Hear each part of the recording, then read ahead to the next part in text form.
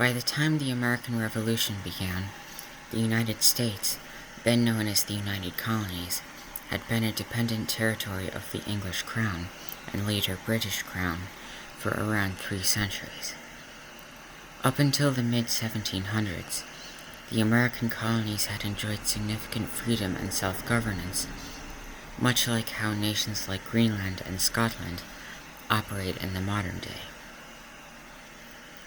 Eventually, as conflicts within and between nations occurred, the British government needed more money and resources to help defend the home region, so they decided to impose greater taxes on the American colonists. Previously to these occurrences, most of the colonists were loyal to the British Crown, as the majority of Americans at the time were direct descendants of English immigrants to North America, with the majority of families having immigrated only a few generations earlier.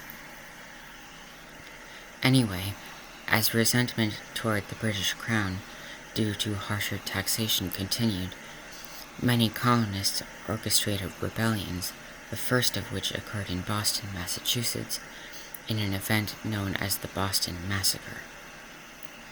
British colonial militaries stationed in Boston responded in their typical fashion, killing 5 local colonists after opening fire on a large crowd in response to the colonial resistance. The local government in Boston used this event as an opportunity to increase revolutionary support, which was done by heavily exaggerating the actions committed by the British soldiers in the Boston Massacre. This, along with the passing of the coercive acts by the British government, was effective in transforming many loyalists into independence-seeking patriots. As tensions continued to escalate, a second armed conflict known as the Battle of Lexington commenced.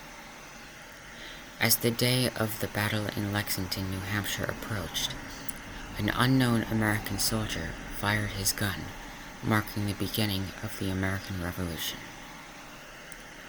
Knowing the immense strength and military capabilities of the British Empire, American military leaders asked the French government to join the revolution on the American side, to which France agreed, since Britain had recently forcibly taken all of France's North American colonies, and France wanted revenge on Britain.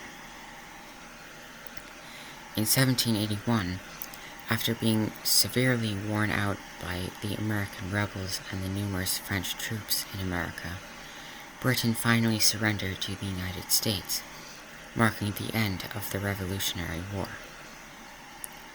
Since the United States had won the war, Britain was forced to recognize American independence and their full sovereignty over the 13 British colonies.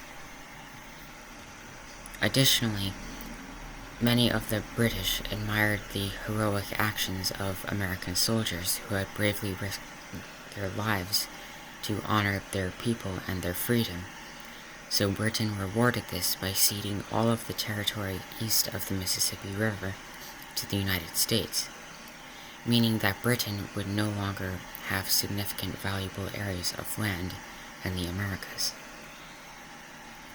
This was also done in an attempt to strengthen the relationship between Britain and the United States, where both nations could work together to overcome issues and protect each other from foreign powers. Ultimately, the United States did not think of it this way, though, as for nearly a century following the Revolution, Americans strongly resented the British for their past colonial actions. This would ultimately lead to America orchestrating a conflict with the British over Canada, known as the War of 1812, but that is a topic for another video. On behalf of the OLE 20th Century History YouTube channel, thank you for watching this video, and please remember to subscribe, share our videos with others, and browse the channel to watch other enjoyable videos.